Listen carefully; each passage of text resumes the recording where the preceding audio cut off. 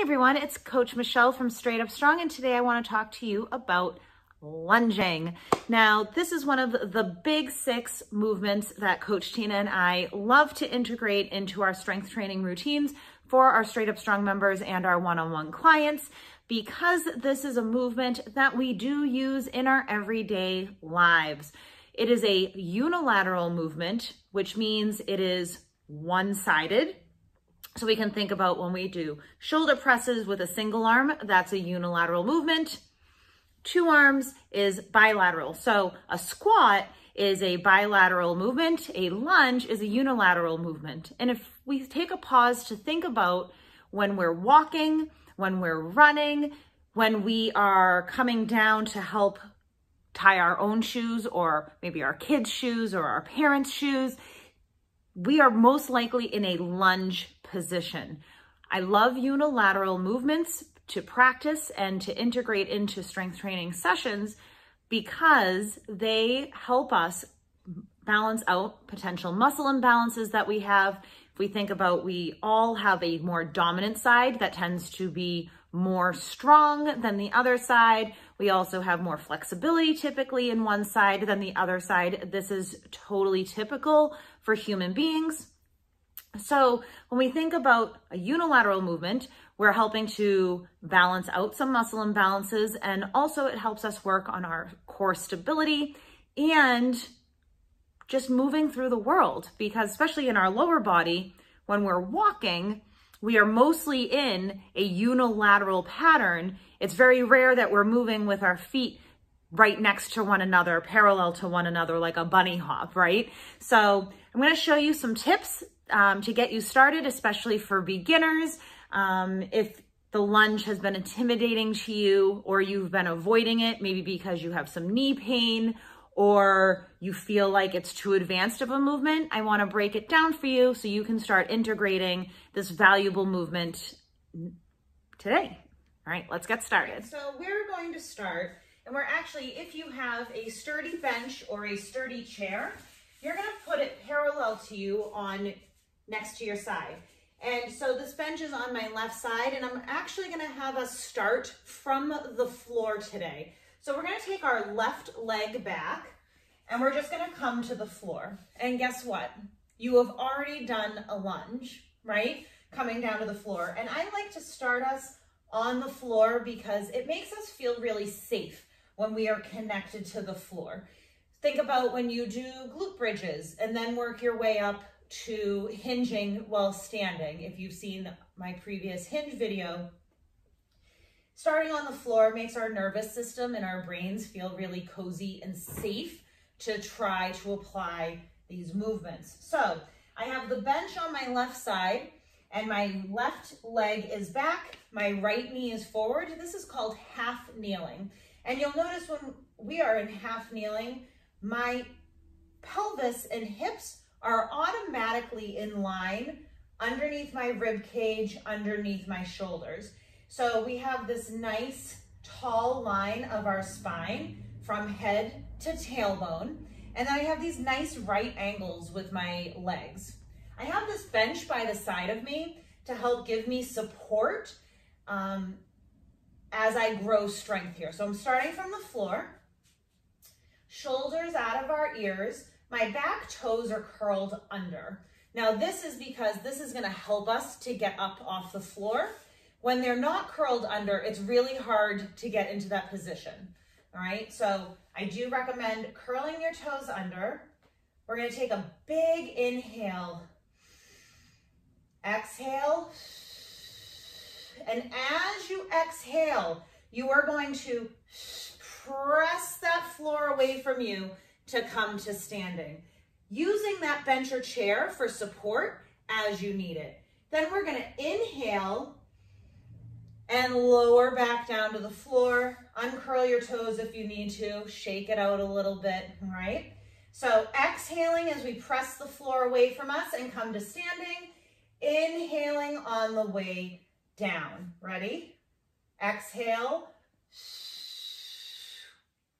Inhale. Exhale. Inhale. And you'll notice when I come to the top, my back leg, you want to make sure that your back leg is not so far behind you that you find yourself arching. All right, so when you're on the floor and in this half kneeling position, you might need to adjust your back leg to come in a little closer so that as you press the floor away, you can see I still have that nice tall line and alignment of my shoulders, my rib cage, and my pelvis, and I'm not overly stretched out, which also can cause some balance challenges here, right? We want to make sure we're not overly stretched out. You shouldn't feel your hip flexors like really pulling apart here, all right? Just gently pull your leg in, okay? So you'll notice that we're doing this body weight. This can be a very good challenge for many people, especially if you're getting started out. So once you feel more comfortable with this idea of exhaling, coming to standing, inhaling on our way down, make sure you do on both sides. Then I'm going to walk you through some variations that you can work your way up to, okay? Again, feel free to always have a bench or a chair, especially something that is like waist height near you, or a wall to give you some extra stability, okay? So the next variation that I recommend folks working through is called a split squat. And what you are essentially doing, so if you think about your feet being hip or slightly bigger than hip width, right? In a squat position, we're now going to split that squat by bringing one of our feet behind us. And look, this is the same position that we were in when we came from half kneeling to standing, right? So one of the big things here is this does not mean that your back leg is behind your front foot. You're still hip width, all right? Split squat, we're here. Dropping it, inhale, drop it down. Exhale, come to standing. Notice how my rear knee is not banging on the ground. Feel free to come down to the floor and come up to standing, or hover just above the floor. Or as you're learning and gaining practice and gaining strength and mobility, you might come down a little less than a full lunge down, okay? So you might play around with the range of motion, and as you get stronger and as you get more mobile, your range of motion is likely to increase, all right? So you would do the number of reps on each leg, then whatever the rest of your exercises were in that particular workout. The next lunge variation that we're going to practice is the reverse lunge. So just like with the split squat, we're not aiming to bring our back leg directly behind our front leg as if we were on a tightrope. We're looking to keep our feet at hip width, knees and toes are forward, shoulders are forward, and we're just going to take one of our feet, in this case I'm going to take my right foot, and I'm going to move it behind me a step, lunge back, come back to standing.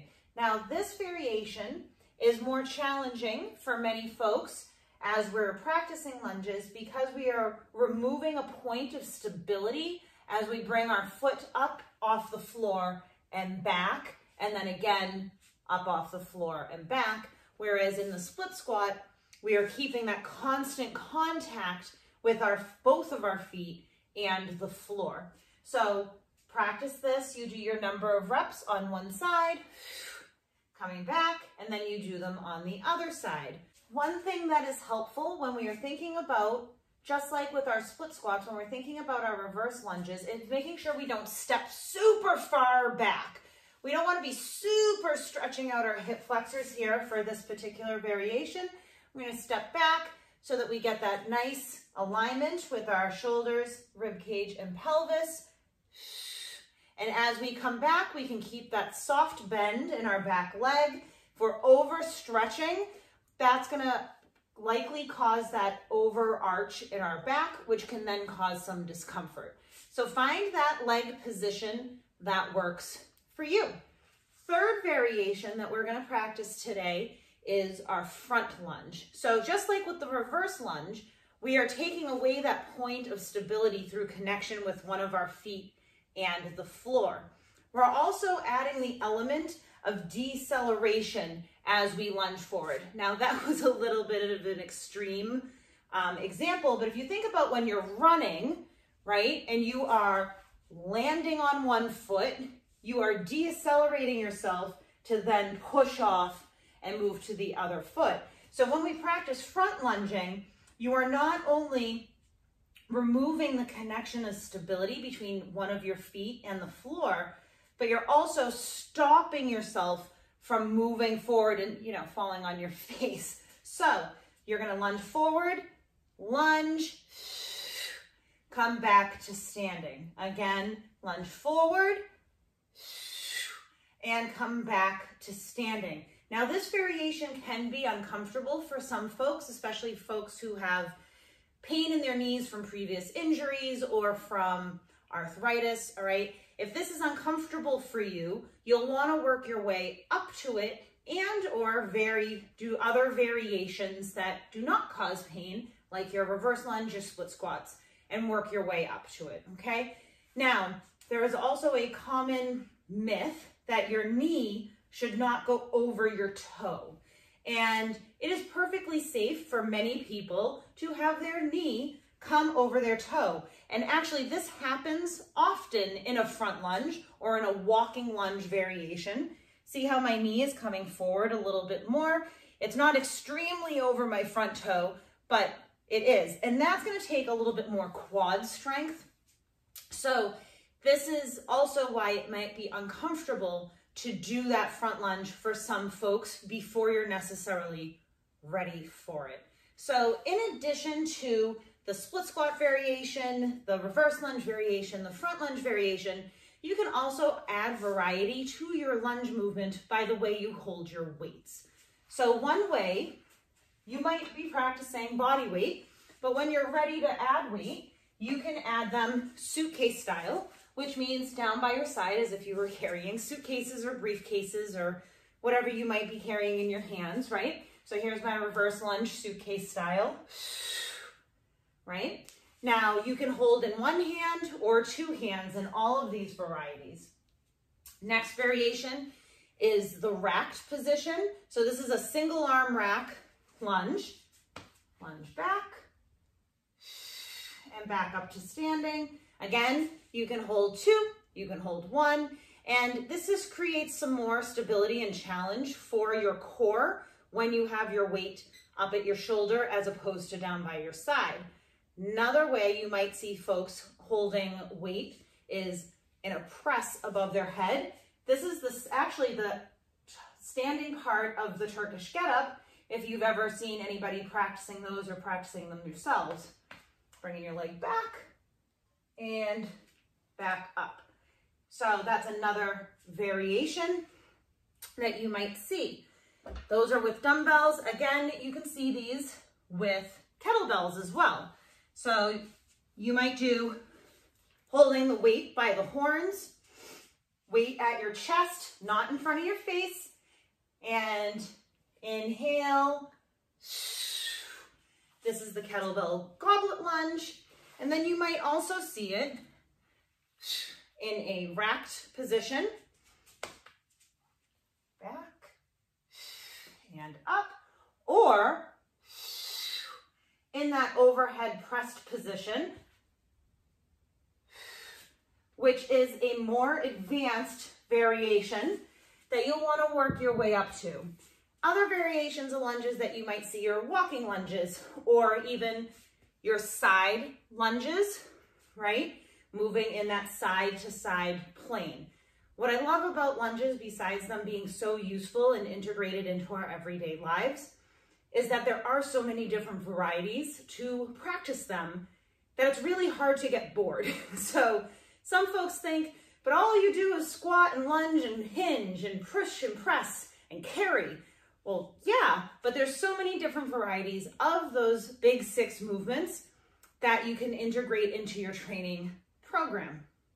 So I hope that these were useful for you.